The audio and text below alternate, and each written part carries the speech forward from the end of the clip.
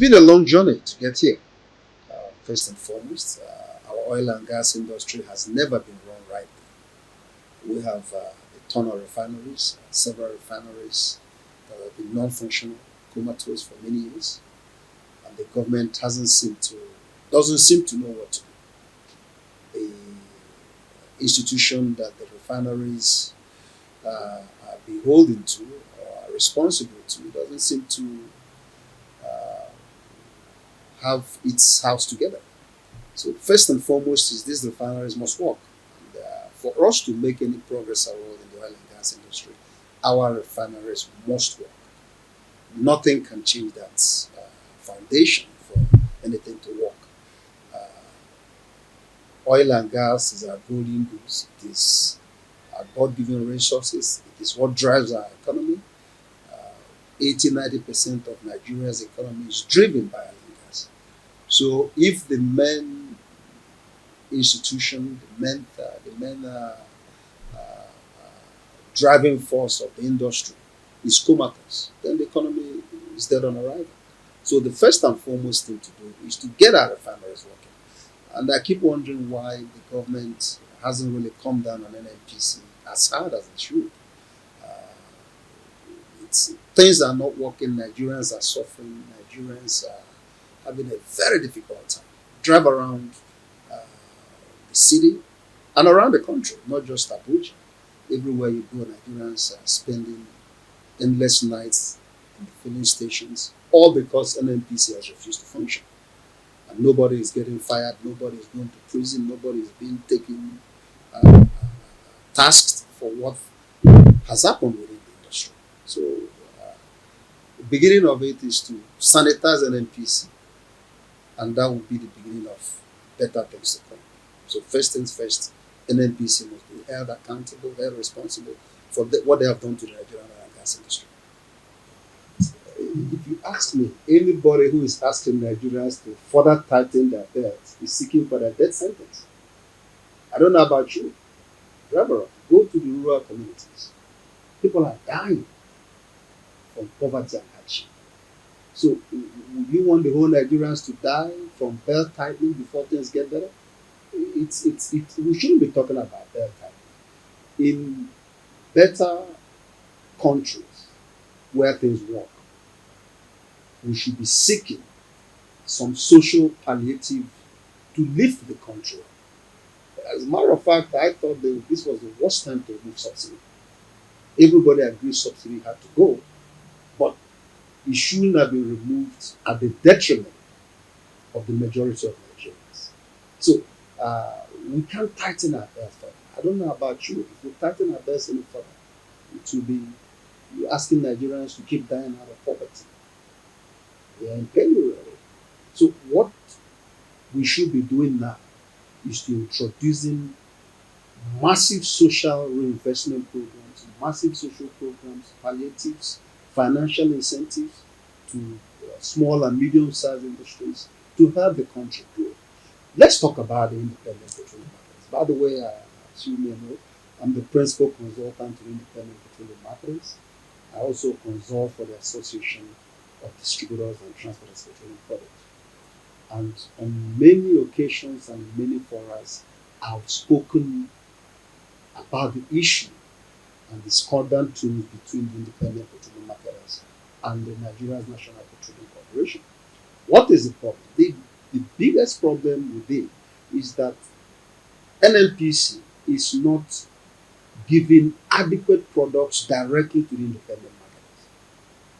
You can't have the independent marketers buying PMS from third, fourth parties and expect the price of petroleum products to come down. It's arbitrage trading. It's arbitrage trading. If you sell these products, if you allocate these products directly to the independent petroleum marketers, the prices will go down. And even if it goes up, it will not go up as high as it is selling today. Do you wonder why before the current increase, NNPC was selling at 614, 617 naira per liter of fuel, and other filling stations around Some were already selling at 800, 700, 675. The difference is that NNPC, being the direct importers of these products, own these products, and were selling directly from their own outlets. So if they had allocated a certain number of the daily consumption capacity of the country to the independent petroleum marketers, automatically, and I stand to be challenged, the price of petrol in every filling station in Nigeria would have been almost at what NNPC is selling, because the independent petroleum marketers are now getting it directly from source, from NNPC. But when you sell it to another party, and then the independent petroleum marketers goes to buy from that second party, they have to transport it, they have to add the cost of product, they have to add the cost of financing. By the time they get to their filling stations, that is the difference between what NNPC is selling and what the independent petroleum marketers is selling. It's not rocket science. It's arbitrage trading. I've spoken about this over and over and over again. But it looks like NNPC just doesn't want to listen. It's a very simple economics. You can't expect people who are buying from second, third, and fourth parties to sell fuel at reduced prices. They have to make money. They have to make a gain. So they have to add their own cost of transportation.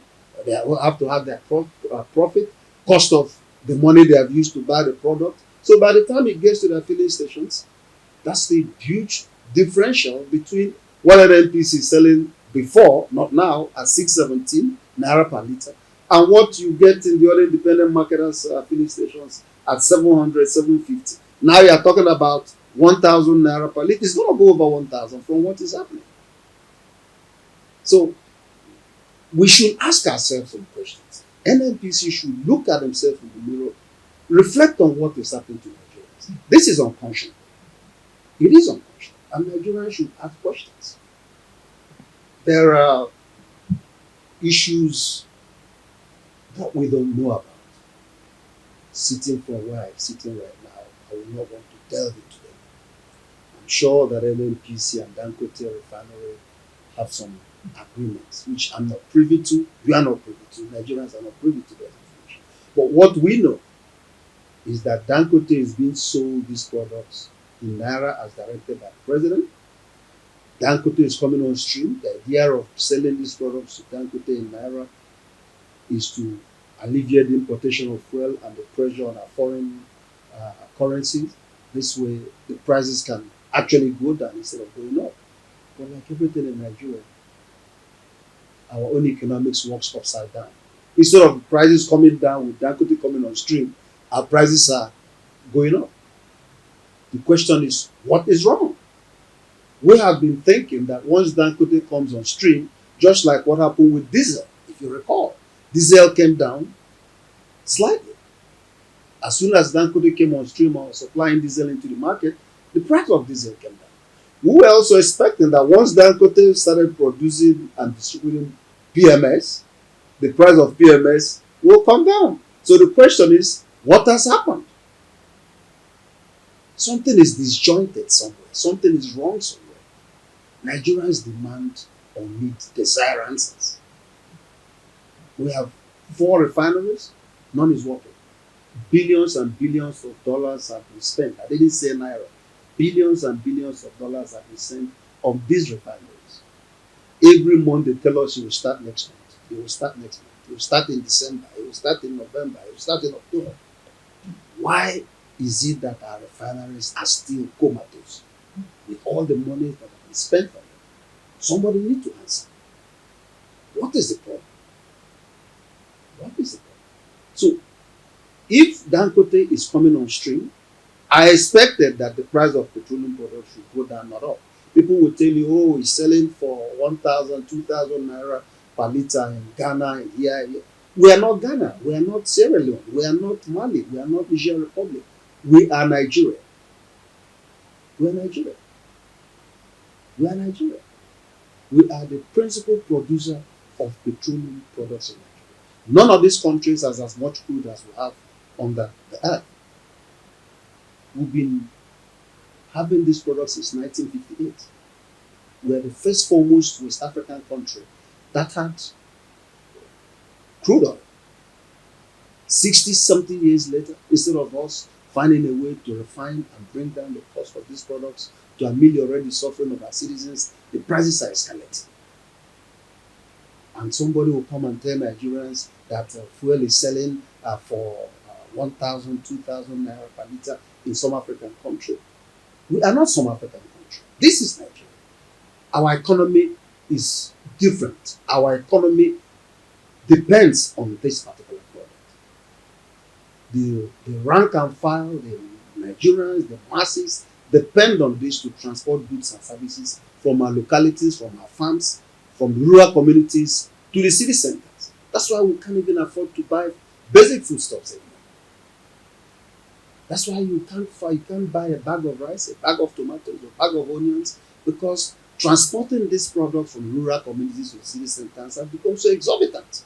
So the farmers have to add the monies that they are spending on transportation.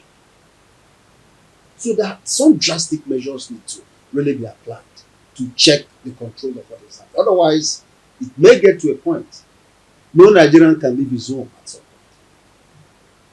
Talk to people who are coming to Abuja and into the city on a daily basis. Talk to those who live in Kubwa, in Nyanya, in Gwagwalada, who come here every day for work. You get the idea of the pain and suffering people are going through. So if you get paid minimum wage 70,000 naira, you're spending 70,000 naira just on transportation a month. How does that work? You get paid minimum wage 70,000 naira. You are spending 70,000 naira to transport yourself from Gwagwalada or Nyanya or Kubwa into the city, just transportation. So what happens to the roof over your head, food on your table, children's school fees, basic necessities, healthcare? And somebody will tell Nigerians that fuel is selling for 1,000 something in other African countries. It's absolute nonsense. The essence of governance is to make life easy for people. The essence of governance is not to punish the people, it's to make governance easy for people. It's to make our daily lives as comfortable as it is. We're dealing with insecurity. We're dealing with lack of food security. We can't transport ourselves. We can't put a roof over our heads. We can't pay our children's school fees. We can't even come to work because of transportation costs. So what is the essence of it? What is the essence of it? So the government hopefully are listening. There has to be an emergency intervention because things are getting out of hand. And if myself and you and the rest of the elites in this country are complaining, imagine what is happening to the common man. Imagine what is happening in the rural communities, in your villages, in your clans, in the local governments. It is getting out of hand. Let me shock you. Let me shock you. And I've been in this industry long enough. I've spent a lot of quality time with engineers all over the world. The US, the UK, the old Soviet Union, and the new Eastern Europe, in Germany and all over. And I can tell you what, and I beat my chest and say, Nigeria has some of the finest engineers in the world. This country is blessed with some of the finest engineers in the world. I'll tell you a little story and I'll make it short. I have a young man, who has literally built a local refinery without the help or assistance of anybody. Local refinery, somewhere in the Niger Delta. He is producing, he has built a refinery from ground. I mean a local refinery, local content refinery, built it from the ground up. I'm not telling you rocket science. If you go all over Europe, in America, for instance, families own refineries. So the technology of building a refinery is not rocket science, for God's sake. To the point where Nigeria is spending billions and billions and billions of dollars not to build a new refinery, but to service an existing refinery. It's unconscionable. It's unconscionable. Dangote has built A brand new refinery for less than 20 billion naira. And if you dig further, it might have cost him much more less. And we still can't get one refinery functional. We can't service one refinery. We have spent more than what Dangote has spent building a new refinery, trying to service old, antiquated refineries. Something is wrong. Something is wrong. We are not lacking of engineers that can service these refineries. If you give them the technical capacity and support, they can service these refineries. Worst case scenario, bring those who build the refineries. For how many years have we been talking about serving the refineries? 6 years of Jonathan, 8 years of Buhari, 2 years of the current government. Prior to that, how many years? If you crunch the numbers and know how much money has gone into servicing the refineries, Nigerians will demand somebody to go to prison. It's unconscionable. So, first things first. If you're telling us that the refinery should be functional, why is it not functional? It was December of last year, April, then they said August, now it's September. And I can bet you they move it again to December. Somebody is not telling us the truth. So I think the government needs to take the bull by the horn. The government needs to take the bull by the horn. Set up a special, I call it a special squad, to visit these refineries, find out what is wrong, why are we not producing, why are the refineries not functioning, so that Nigerians can breathe a sigh of relief. It is unconscionable that for 15 years in this country, we can't get one single out of 4 refineries functional. People have built modular refineries. Dangote has built one, which tells you that it's not rocket science. It can be done. If there's the will, the capacity, and the money, you can't build a refinery. And if our own refineries are not functional, why are we continually dumping monies, dead monies, into these refineries?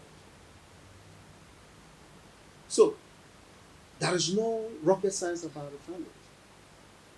It is those that have been given the responsibility of taking care of these refineries, of servicing these refineries, and making it functional, that should be held accountable. Somebody should be held accountable for the monies you have poured in and it's not working. Whether they are retired or serving or whatever they are, somebody needs to tell Nigerians where is the monies and why are the refineries not functioning. Because it's not rocket science. It's not rocket science. And we are getting very angry about this. It's ridiculous. It's ridiculous. Our employees can't come to work because fuel is gone to 1,000 naira per liter.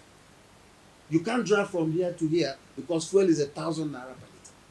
You can't go to the market and buy a basic food item as it is today because fuel has gone to 1,000 naira per liter.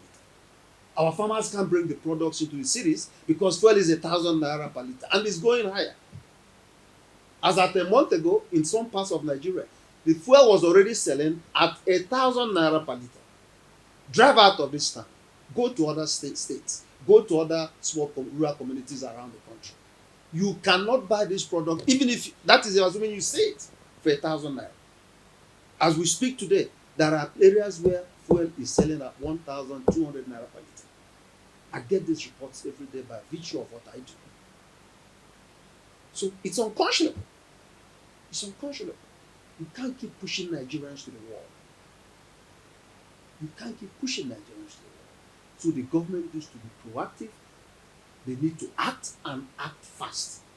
NNPC needs to be totally overhauled. If there are a group of incompetent people there, competent people needs to be brought in to run NNPC. If we have to even sublet NNPC to some foreign organization to come and clean the place up, make it functional, let Nigerians benefit from what we have, then so be it. We can't keep complaining. We can't keep complaining. We can't keep complaining. I'm sorry, I may be losing, but it's people are angry. People are angry. You wake up in the morning, fuel it goes from 600 naira first from 200 naira to 600 naira per liter. Then from 600, now we're talking about 1,000 naira per liter.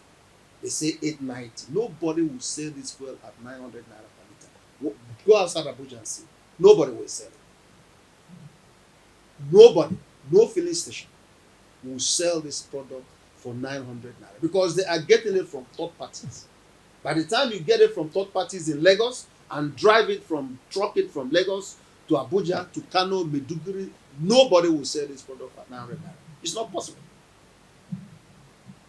It's not possible. So we need to beckon on our government to come to the rescue of Nigerians. The NNPC can't even speak with one voice.